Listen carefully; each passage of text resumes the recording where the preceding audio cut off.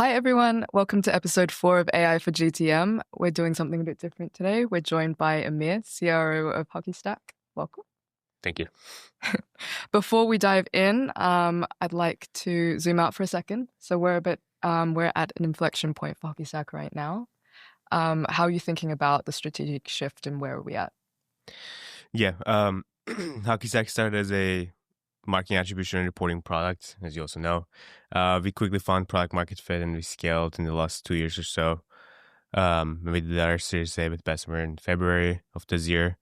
And there was always a strong market pull from marketing reporting to the sales side, the SDR side, AE side, and even like account management side as well. And we kind of saw this from the very early days when we were in YC in late 2023 in the summer batch.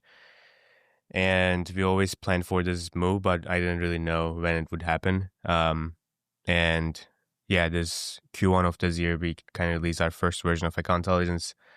And the early feedback was really good. Our first 10, 20 customers really enjoyed using it. And this week, officially, we changed everything to AI for go-to-market, to a platform that is marketing reporting, account intelligence, workflows, to say AI platform for the entire go-to-market team. We will continue building in this vision. Marketing reporting will always be a big part of it. Reporting in general is always going to be a big part of it. It will be a differentiator, but HockeyStack's features a horizontal product in the go-to-market space for B2B tech companies. Yeah, that's kind of like an overview of where the product is going. Cool. And what did you find that competitors weren't doing? And like, how did you find like a unique position in the space? Yeah. So to build a reporting product that's flexible and is customizable like HockeyStack, essentially what you need to do is a really giant data layer, which can ingest any type of data point and turn it into an action-based data model, which essentially means if you're using a CRM, you would be used to this model where you cannot report on like different objects. It's very hard to report on like all the final stages and all that stuff because it's a relational database. So we essentially worked even before HockeyStack. In our previous startups, we were always in the data space. We spent almost 5 years just building the data layer that can turn any type of data point into an action on the buyer journey, and then allows us to report on it very, very easily and customizably. So that is a unique approach to solving the go-to-market challenges with AI, because essentially you have unstructured data points, you have structured data points, you have web signals, you have actions from the sales team, you have actions from the marketing team. How can you turn all of those data points into something actionable? I think most companies in the space are more focused on how can we get the most emails out? How can we get the most calls out? It's more like a breadth thing. We are taking the other approach, which is depth into every single account, every single action. Another thing, again, as I said, is we are not focused on as many signals as possible. We are focused on the actioning piece. So how can we action all of this data in a measurable way, in a way that it can turn into revenue and pipeline? And then the third thing is most companies stop at pipeline generation. So if you look at the space, it's mostly like, how can we generate most pipeline? How can we are increasing our pipeline by XYZ% kind of thing. But we don't stop at pipeline, because if you create pipeline, you also need to close it.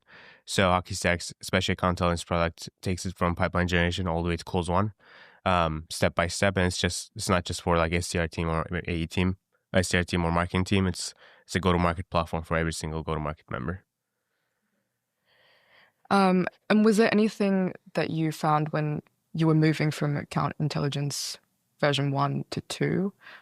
Were there any hypotheses that you found were proven wrong, and how did you pivot from that? Yeah, I think one hypothesis that was wrong is we in general thought that a lot of the things that we wanted to build were solved problems. Like even like stakeholder maps, we thought it would be a solved problem. Or like account planning, we thought people would have had like a good solution for it internally, or like a platform that they use. Those were not solved problems. That is something that was a wrong hypothesis. Other than that, I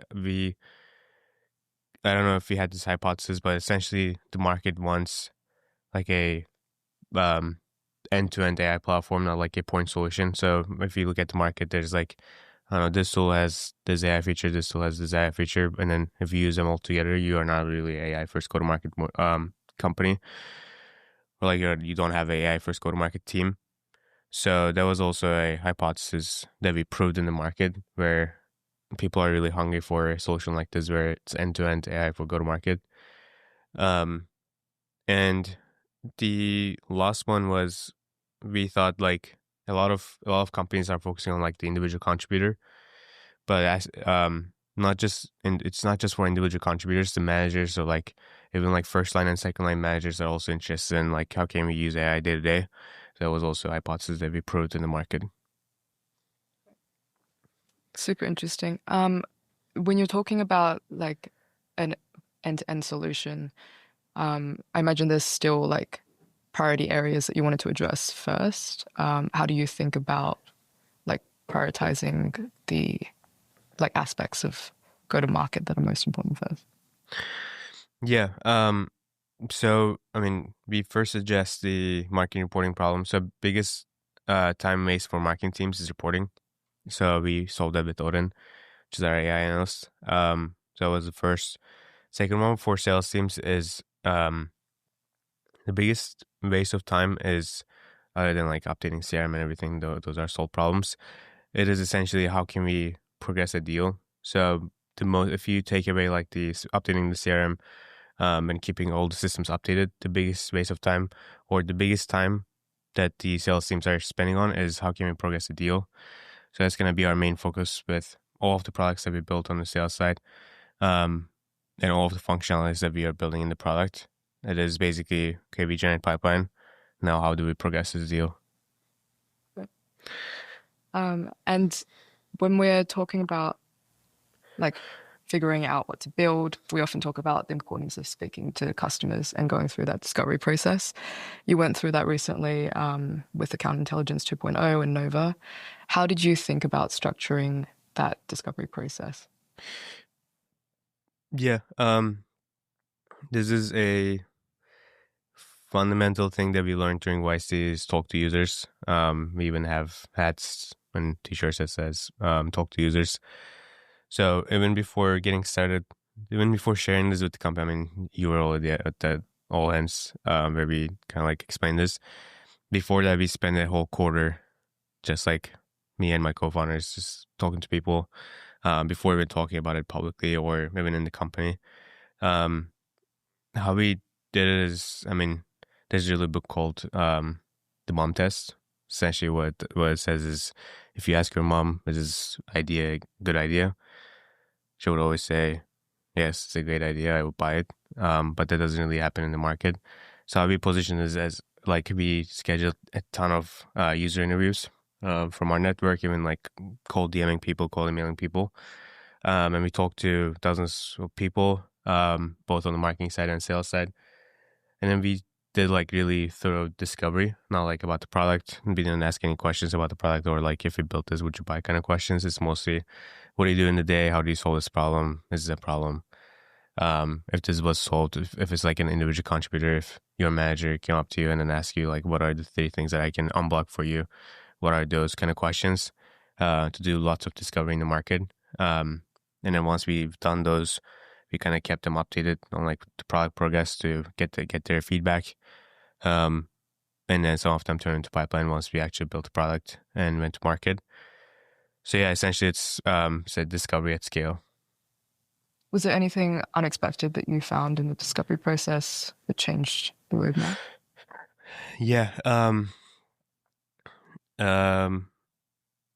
I think one of the things that was interesting is if you ask like a manager, they always think pipeline is a problem. If you ask like an IC, it's always the other things like progressing a deal or like actually understanding what's going on in the deal. That was one interesting thing. And then the other thing is, again, the managers like first line, second line, third line leadership on the sales side of things, they're really, really hungry for a solution that uses AI to make their jobs easier. I thought it would be mainly like them unblocking the people that they work with or they manage. But they actually want something too. And on the marketing side, yeah, again, like as you build like a data product, as you have more and more insights, more and more, I don't know, dashboards, reports, everything, you kind of think like it's easier because you have more data. It's easier because you have more insights, but every quarter, every month, you have more data to work with, and it just never decreases. So I think one unique not hypothesis, but one unique insight or learning from that process, even like talking to our customers when we first released Odin, was essentially not increasing the data volume or it's not increasing the insights. It's how can you make it actionable? Yeah, everyone is getting burned out by the amount of data they have every month, every quarter. Super interesting. And thinking about like building in the AI for GTM space at the moment, it's very crowded. How do you think about standing out and positioning the product in a really crowded space? Yeah. So, hey, and we talk about this all the time internally and also externally too. For AI to work really well, it needs a lot of context. It needs to categorize data. It needs clean data. So if you don't have clean inputs, you don't have the good outputs. So the differentiator for HockeyStack is always going to be our data layer and our data foundation. So that is always going to be the main like big moat on the product. Other than that, again, our focus is not increasing the capacity, increasing the breadth, increasing the amount of emails, increasing the amount of calls. It's increasing the amount of signals. So we're going to be that. It is always actionable data and actionable signals, actionable insights, and how do you actually action it? The way that we build product is essentially we think about like the persona that we're building for. Let's say it's marketers and let's say AEs and SDRs. And then we have an internal doc in our product development cycles where we essentially turn their days into different agents, and then which agents should be in the product and which agents are not really needed. Those should be human components. And if we build towards that, I think that's a unique approach to building in AI versus just automating everything. And when we're like going to market for the first time with the new product, how do you think about like balancing speed of execution with all of the teams like sales, marketing, customer success, all saying the same thing and like being cohesive as a team? Yeah, I think especially, I mean, for startups, there are always things that are broken and you just need to be fine with it. I think that is even more true for AI startups. I think a lot of companies are moving from like monthly sprints, monthly cycles, to bi-weekly, even like weekly sprints. That is because it's like changing all the time. You're not able to catch up with like the developments and everything else. There's always something new. So we just need to be fine with it, to a degree. But how I think about it is there's like core fundamental differentiators, core fundamental values that we have as a company. And as long as we communicate to the market, the small details will always change. So we just need to be fine with the changing details. So it's not like, it's a framework to think about the company, think about the market. And as long as you have that framework, you can complete the gaps and you can fill in the gaps doing like if it's sales, if it's marketing, or if it's going to market in general, you can fill in those gaps. But if you have that framework as a company, then everything else becomes easier and you just need to be fine with mistakes. Yeah, definitely. And because the market is moving so quickly, like you mentioned, how do you think about like building trust and authority in a space that's always moving, and before the product is necessarily like completely ready? Yeah. So there are a couple different ways. So we have a good customer base. So what we do is we do weekly, bi-weekly product updates and do a ton. I mean, we are really hands-on with our customers. So we take that really seriously. We have like Slack channels with every single customer or email threads if they're on Slack, or Teams, all that communication channels. We take that really seriously, being really close to customers. We do lots of pilots with customers to get their feedback. And yeah, our customer success managers, our AEs, are always with the customers to understand what else can we build, how else can we provide more value with, and doing lots of pilots with them. Yeah, that is the biggest thing. And then in terms of like going to market, we are changing our approach from traditionally we have been always very, very strong in like content, and we had a really high velocity. Right now we are shifting that towards a little bit less velocity. I think that's also where the social media, I mean, LinkedIn's our biggest channel. LinkedIn is also moving towards that.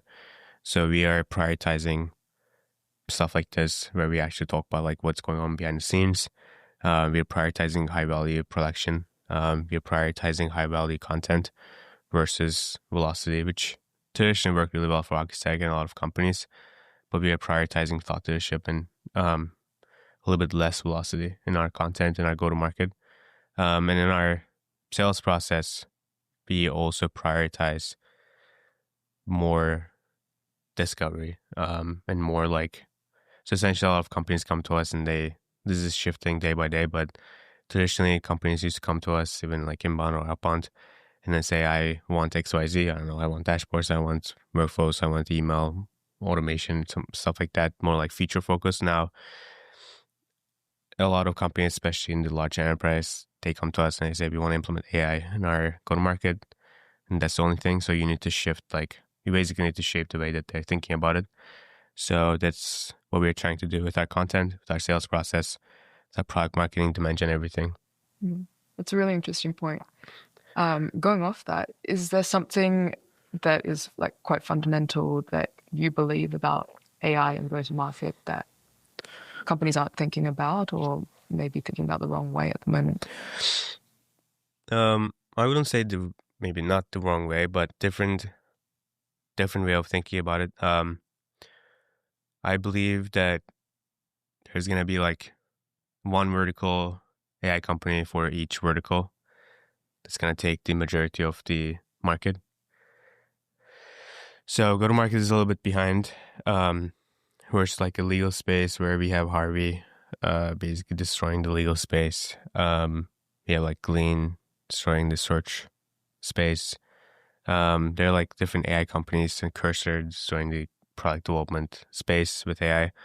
I think there's going to be companies that are basically taking a lot of the market share versus like horizontal companies where you can go in and build everything, like, I don't know, AI agent companies where it is very, very, very horizontal. Like you can build literally everything on those platforms, which I think there's space for them too, but I just don't know or don't really think that it's going to be embedded in the company's workflows. There are incredible companies like Writer, for example. It's more like a hybrid approach. You can go really deep and you can build it really, really customized. You can even write code on the platform. There's definitely space for companies like that, but I believe mostly in vertical companies. Is that because of like the data that's underlying those companies, or what makes it a stronger approach? Yeah, because like if you're horizontal, you just don't have like the focus in a vertical. So like every single day we wake up and we are working on go-to-market challenges. Versus if you're like horizontal companies, you are mostly focused on making the company more horizontal and expanding the surface area. And if you're a horizontal company and your roadmap is essentially impacted by what the people want to do on the platform, and it can be a variety of things. Versus if you're vertical in one category or like one vertical, then you can go really, really deep and you can solve bigger challenges, then which increase your ACV because you're solving a bigger challenge for a team or vertical. And it's just more valuable, I think. Again, going back to the point solution products, point solution AI features, the reason that they're not really valuable is because it's solving like one minor thing in your day. Maybe saving you 10 minutes every day, but it's not super valuable because it's not valuable. Your ACV is lower. Because your ACV is lower, you don't get to market. I mean, it's not really going back to the market share thing, but essentially AI needs to be more valuable, and it becomes more valuable if you're verticalized in one vertical. Considering that you think we're going to move towards like vertical solutions, do you think the GTM function might merge more product or data as their solutions evolve, or do you think that there'll be like definitely a solution for each team?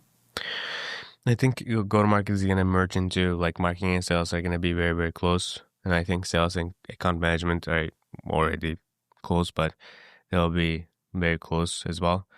I think if you look at like a traditional enterprise sales team, you have like like a sales engineer, you have an AE, you have an SDR, you have like roles between an SDR and AE where they qualify. To qualify the account. In some teams, they also divide sales engineers into different roles. And then you have like a post-sales solutions consultant type of person. I think more and more those roles are going to merge into maybe from like 5 roles to 2 roles because you can do much more right now.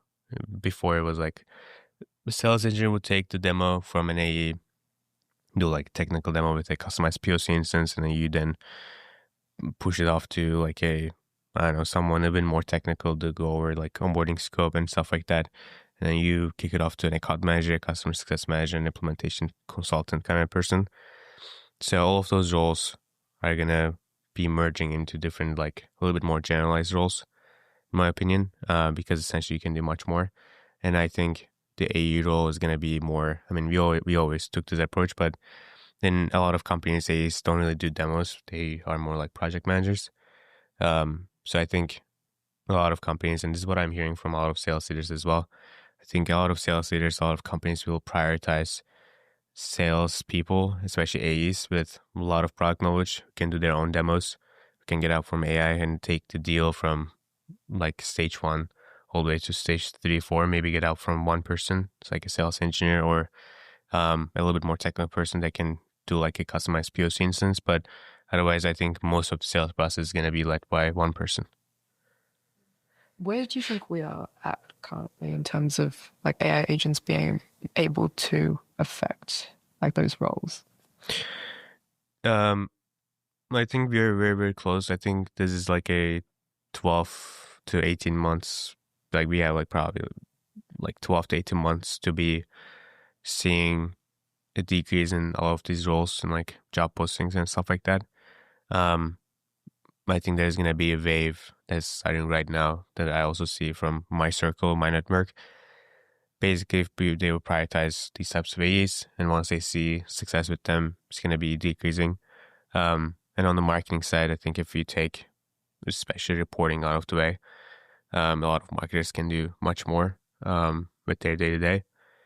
So I think we are like 12 to 18 months from this cycle, and I think right now we are seeing the earliest companies emerging as like less headcount, more revenue per employee, and much more efficient.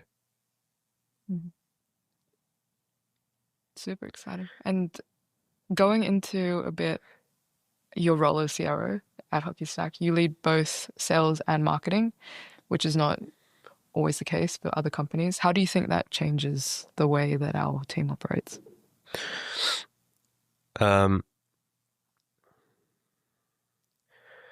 Yeah, I think it changes the way that we are focused on, like, everyone is focused on one goal, maybe 2 goals: qualified pipeline, revenue. We don't really care about anything else. We don't really report to our board about anything else. Like, we don't really report on leads, MQLs, pipeline, stage 1, anything like that. So we only focus on 2 goals. And the other thing is nobody like blames another team or another department. If you have less pipeline, it's all like everyone's problem. If you have less revenue, it's everyone's problem. If there's any type of problem, it's literally everyone's problem, not just one team. And that's because I take accountability for literally the entire revenue function. I don't really know if it's the right or wrong option. There might be companies where the other option might be better, or I don't know. If you're like a really, really high volume PLG company, maybe 2 people, like CMO, CRO would make some more sense.